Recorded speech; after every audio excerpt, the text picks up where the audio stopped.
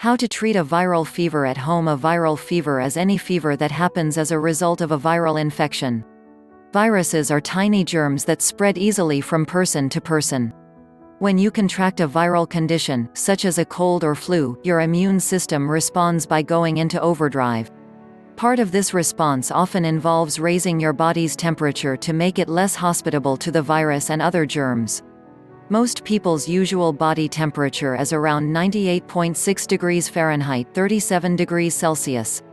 Anything 1 degree or more above this is considered a fever. Unlike bacterial infections, viral illnesses don't respond to antibiotics. Instead, most simply have to run their course. This can take anywhere from a couple of days to a week or longer, depending on the type of infection. While the virus runs its course, there are several things you can do to help manage your symptoms. Read on to learn more. Know when to see your doctor. Fevers usually aren't something to worry about. But when they're high enough, they can pose some health risks. For children, a high fever can be more dangerous for a young child than an adult. Here's when to call your child's doctor. Children ages 0 to 3 months, rectal temperature is 100.4 degrees Fahrenheit, 38 degrees Celsius or higher. Children ages 3 to 6 months, rectal temperature is above 102 degrees Fahrenheit, 39 degrees Celsius, and they're irritable or sleepy. Children ages 6 to 24 months, rectal temperature is above 102 degrees Fahrenheit, 39 degrees Celsius, that lasts for more than a day. If they have other symptoms, such as a rash, cough, or diarrhea, you may want to call sooner. For children 2 and older, call their doctor if they have a fever that repeatedly rises above 104 degrees Fahrenheit, 40 degrees Celsius. Also seek medical advice if your child has a fever and they seem unusually lethargic and irritable or have other severe symptoms. The fever lasts longer than 3 days. The fever doesn't respond to medication. They don't maintain eye contact with you. They can't keep fluids down. For adults, fevers can also be risky for adults in some cases. See your doctor for a fever that's 103 degrees Fahrenheit, 39 degrees Celsius or higher that isn't responding to medication or lasts longer than 3 days. Also seek treatment if a fever is accompanied by severe headache, rash, sensitivity to bright light, stiff neck, frequent vomiting, trouble breathing, chest or abdominal pain, convulsions or seizures. Drink fluids. A viral fever makes your body much warmer than usual. This causes your body to sweat in an effort to cool down. But this leads to fluid loss, which can cause dehydration. Try to drink as much as you can when you have a viral fever to replenish lost fluids.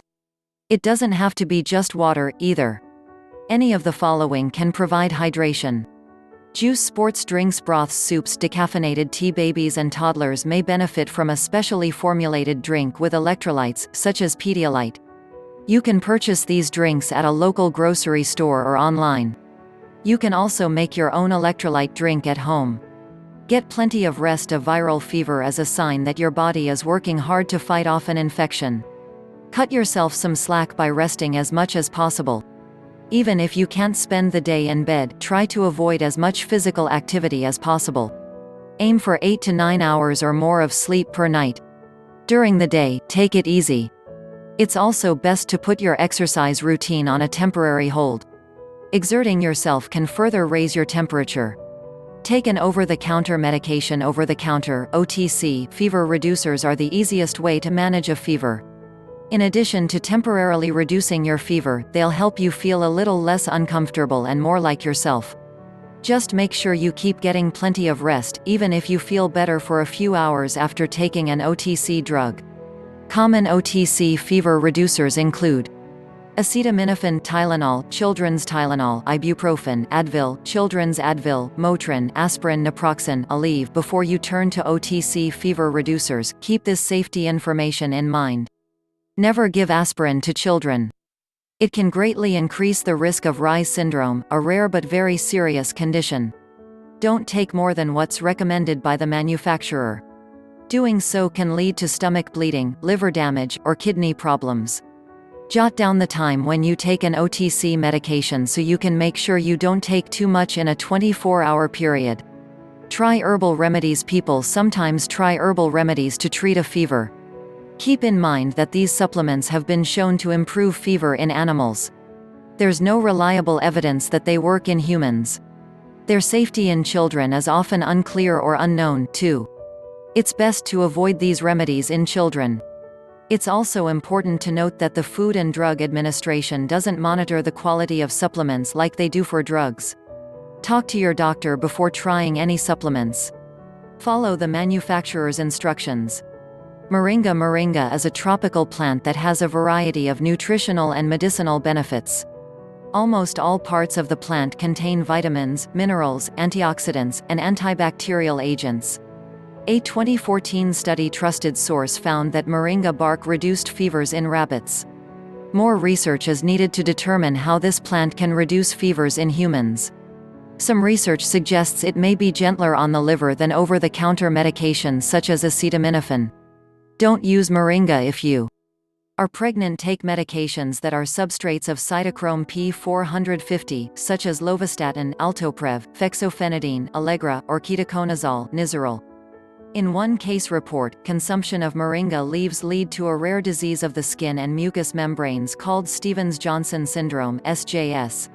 This suggests people at risk of developing SJS should avoid using moringa. However, this was the first reported case and the reaction should be considered extremely rare. Kudzu root is an herb used in traditional Chinese medicine. It has anti-inflammatory properties and may help reduce pain. A 2012 study also suggests that it reduced fevers in rats, but human studies are needed to evaluate this properly.